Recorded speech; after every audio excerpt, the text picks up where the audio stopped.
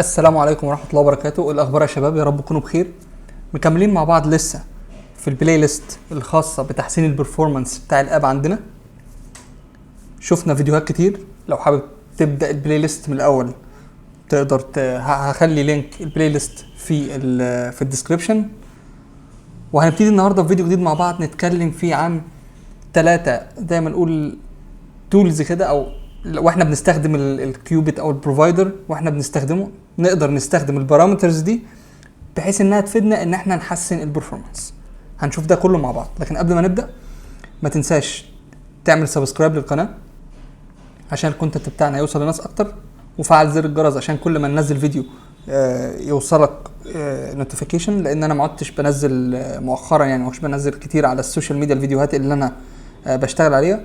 وادخل بص على الفيديوهات اللي موجوده عندنا، هتلاقي الفيديوهات موجوده، اكيد هتشوف توبكس جديده هتفيدك. عاملين اكتر من 118 فيديو لغايه دلوقتي، وان شاء الله لسه مكملين مع بعض. والبلاي ليست مقسمهم عندي لو انت حابب تتابع بلاي ليست ببلاي ليست بحيث تبقى الدنيا منظمه عندك اكتر.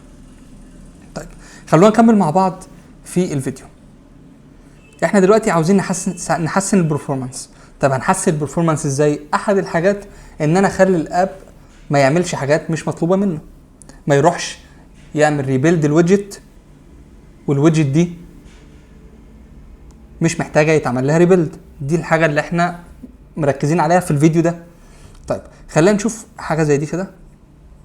طيب عايزك تركز معايا على الشكل ده، وانا لما اقعد اغير في الباتنز دي، اقعد اضغط على الباتنز دي، وايه اللي هيحصل لما انا اختار باتن تاني. يعني خلينا كده اقعد اضغط كاونتر كده، هتلاقي كل الويدجتس عندك بتعمل لها ريبيلد. كل الويدجتس اللي في الاول دي ركز على اللي في الاول دول اهو. مهما ضغطت على اي زرار، انا عمال بغير الزراير بغض النظر عن الزراير دي بتعمل ايه. تمام. ابديت ستاتس، توجل لودينج، اد ايتم. تمام. هتلاقي في ويدجتس عمال بيتعمل لها ريبيلد عندك. حتى لو نزلت تحت هتلاقي حاجات كتير بيتعمل لها ريبيلد.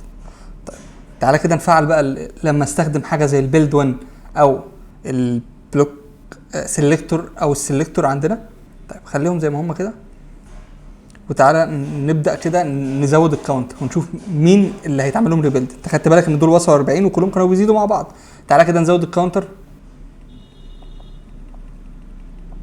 لو تلاحظ الكاونتر بيزيد عندنا، وما بيزيدش عندنا من دول الا واحده بس، اللي هي الاليفيتد باتن اللي انا بضغط عليه. واكيد الثانيه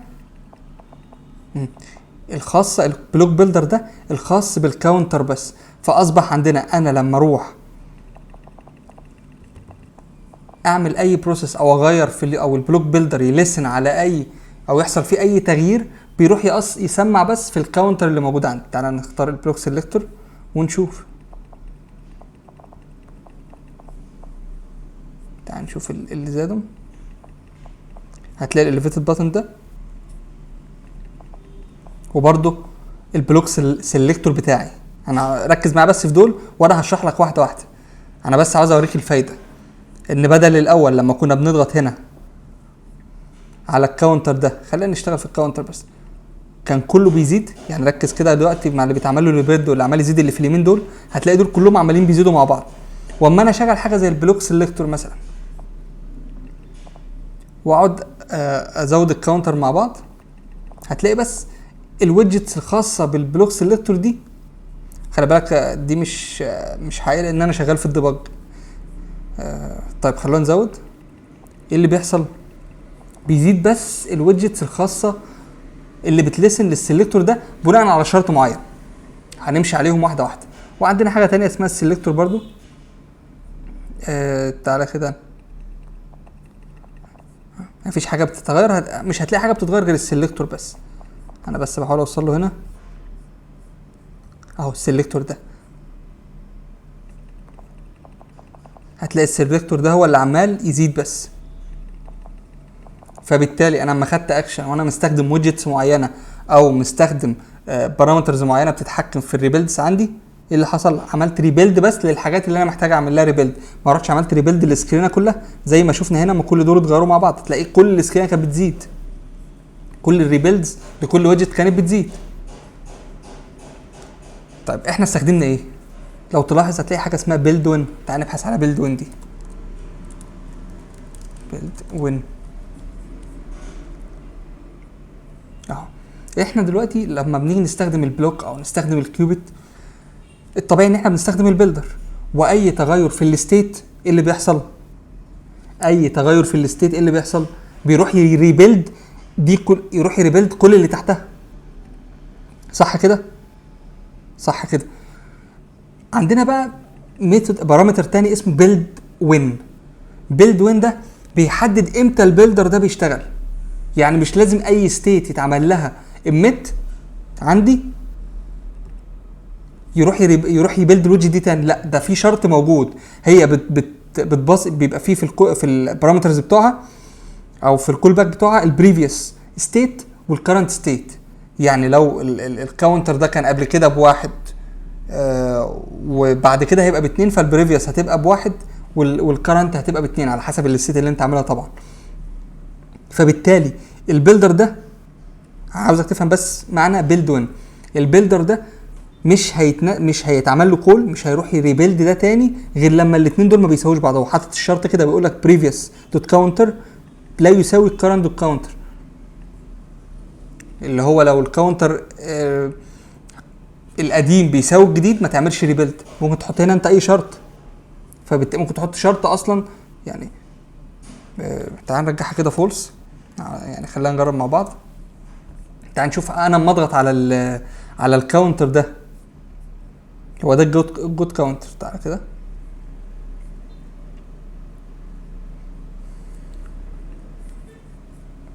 تعال نستخدم مع بعض البيلد وين. تعال نيجي هنا البيلد وين وتعال نزود كده الكاونتر.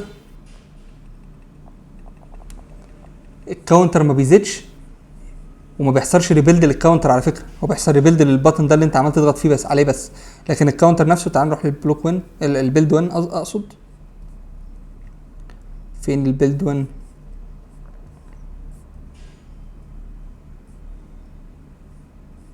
البيلد وين هي البلوك بيلدر. يعني ما فيش بيلد وين، هي اسمها بلوك بيلدر اصلا. لو رحت لا مش دي، مش بلوك بيلدر دي. تعال نروح للبلوك بيلدر التانية.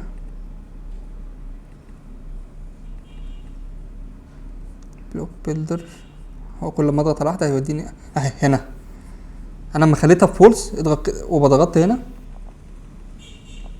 ما زادتش ولا اتعمل لها ريبيلد. ليه؟ لان انا مخلي الشرط اصلا بفولس. قلت له ما تروحش تبيلد الويدجت دي، ما تروحش تبني الويدجت دي خالص في اي حال من الاحوال، هي بفولس. فهو دلوقتي قبل ما يعمل بيلد هيجي يشوف الشرط متحقق، لا ده هو فولس اصلا. هيقوم عامل ايه؟ هيقوم رايح مش باني دي، مش هينادي على دي خالص. لكن لو خليتها ترو هيروح يعمل لها ريبيلد في كل الاوقات. هتلاقيها زادت معاك واشتغلت عادي خالص. فدي مبدئيا تعال نعمل ريلوك كده عشان عاوز ابدا من الاول. فدي مبدئيا البيلد وين. ايه تاني حاجه عندنا او تاني حاجه ممكن نستفاد بيها؟ هي السلكتور. مبدا السلكتور عامه يعني. تعال نبتدي بالبلوك سلكتور ده. ايه هو البلوك سلكتور ده؟ انا اعرف البلوك بيلدر والبلوك ليسنر والكونسيومر. ايه البلوك سيلكتور ده؟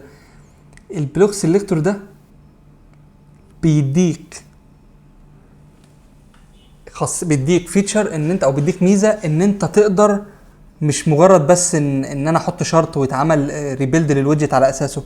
لا، ده هو بيديك اوبشن ان انت جوه الستيت ده بناء على كاونتر فيها او بناء على فاليو فيها اقدر اعمل ريبيلد. لما الفاليو دي بس هي اللي تتغير هيروح يعمل ريبيلد للسلكتور ده. هو ده مبدأ السلكتور. هي بتاخد ثلاث حاجات، بياخد كيوبيت وستيت والتايب اللي انت عاوز تلسن عليه. يعني انا دلوقتي الستيت عندي التايب بتاعها ايه؟ اب ستيت، صح كده؟ تعال نروح للاب ستيت دي.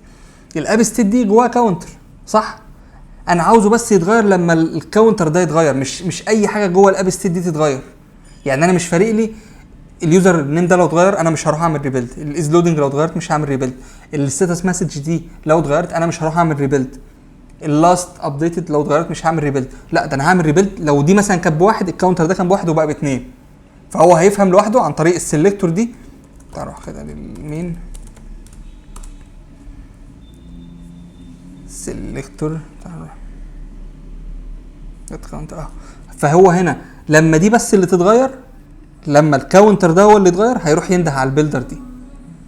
طيب تعال نروح للسلكتور الثانيه برضو، كود يوزر سيلكتور مش بلوك بروفايدر سيلكتور، دي برضو نفس السيلكتور بس دي خاصه بايه؟ لو انت بتستخدم بروفايدر.